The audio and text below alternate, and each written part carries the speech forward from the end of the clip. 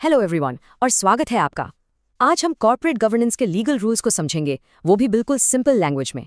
तो चलिए सीधे टॉपिक में डाइव करते हैं। तो सबसे पहले एक बड़ा सवाल, आपने सत्यम जैसे बड़े कॉर्पोरेट स्कैंडल्स के बारे में तो सुना ही होगा, राइट? इन्होंने पूरे इंडिया को हिलाकर रख दिया था। सवाल ये है कि आज इन्हें दोबारा होने से रोकने के लिए हमारे पास क्या लीगल हथियार हैं। और देखिए, यहाँ एक पैटर्न साफ नजर आता है। हिस्ट्री हमें बताती है कि जब भी कोई बड़ा घोटाला होता है, उसके आग में से ही एक नया और ज्यादा सख्त कानून पैदा होता है। जैसे 2001 में एनरॉन स्कैंडल के बाद यूएसए में सर्बेन्स-ऑक्सली एक्ट आया, और इंडिया में 2009 के सत्यम स्कैंडल के बाद 2013 में नया कंपनीज एक्ट लाया गया। ओके, तो आज हम क्या क्या कवर करने वाले हैं। पहले समझेंगे कि लॉज जरूरी क्यों है, फिर कंपनीज एक्ट 2013 को डिकोड करेंगे, उसके बाद स्टॉक मार्केट के पुलिस से मिलेंगे, फिर देखेंगे इन्वेस्टर के लिए पूरा सुरक्षा कवच कैसा है। एंड में एक सुपर फास्ट ओवरव्यू होगा और एक छोटा सा क्विज। रेडी? तो चलिए सेक्शन 1 पे आते हैं। सबसे बेसिक सवाल, आखिर इन लॉस की जरूरत ही क्या है? The problem of trust. देखिए, सिंपल सी बात है। पहले सोचा गया कि कंपनीज खुद ही आपस में सही से काम कर लेंगी, वॉलंटरी कोड्स बना लेंगी, पर वो काफ़ी नहीं था। स्कैंडल्स होते रहे, इसलिए ज़रूरत पड़ी लेजिस्लेशन की, ऐसे कानूनों की जिनके पास लीगल टीथ हो, यानी अगर रूल तोड़ा तो सज़ा मिलेगी। सबके लिए एक ही नियम। और इसका मिशन क्या है? सेबी एक्ट 1992 का प्रियम्बल ही देख लीजिए, साफ साफ लिखा है, to protect the interest of investors in securities. मतलब इसका पूरा फोकस, इसका मेन काम ही है आप जैसे इन्वेस्टर्स को बचाना।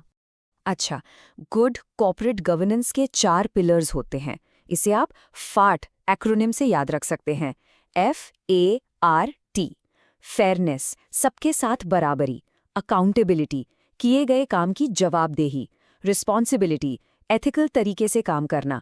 और ट्रांसपेरेंसी, सब कुछ खुला और साफ रखना। जो भी कानून हम डिस्कस करेंगे ना, वो इन्हीं 4 प्रिंसिपल्स को एनफोर्स करने के लिए बने। चलिए अब अपने पहले बड़े लीगल सोल्यूशन की तरफ बढ़ते हैं, द कंपनीज एक्ट ऑफ 2013। ये कंपनी के लिए एक इंटरनल शील्ड यानी एक आंतरिक कवच की तरह काम करता है। इस एक्ट ने नए पावरफुल प्रोविजंस इंट्रोड्यूस किए हैं। ये टेबल कुछ सबसे क्रिटिकल सेक्शंस दिखा रहा है, जो ये बताते हैं कि कंपनी को अंदर से कैसे चलना चाहिए, बोर्ड कैसा होगा, कमिटीज क्या करेंगी, डायरेक्टर की क्या ड्यूटी है, सब कुछ। और इसमें सबसे इंपॉर्टेंट चीज है ये नंबर 1/3।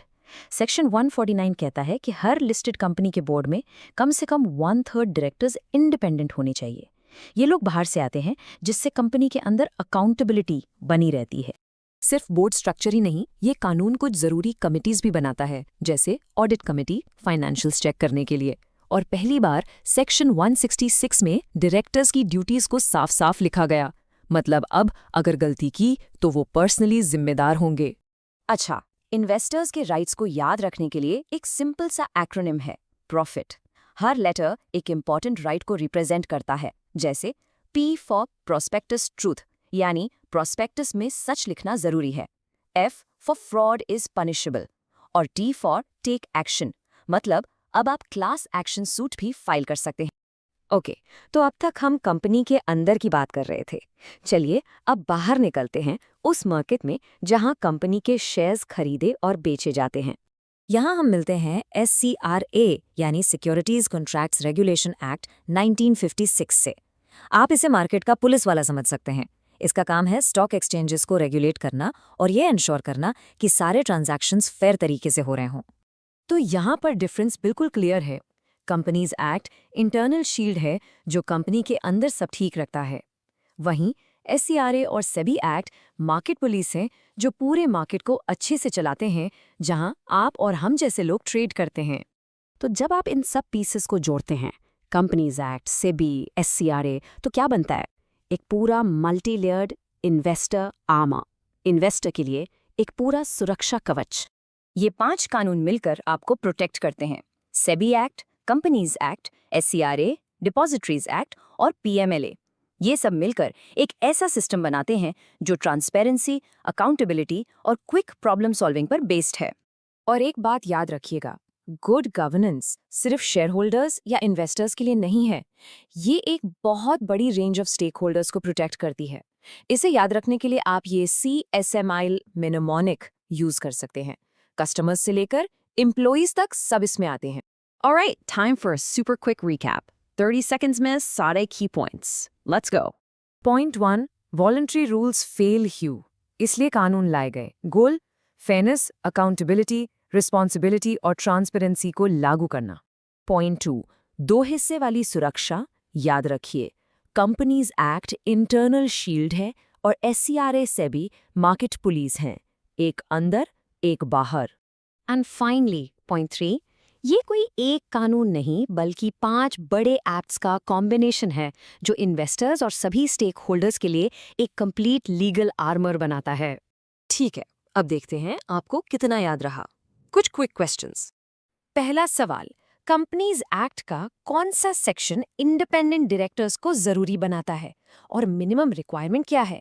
सोच लीजिए।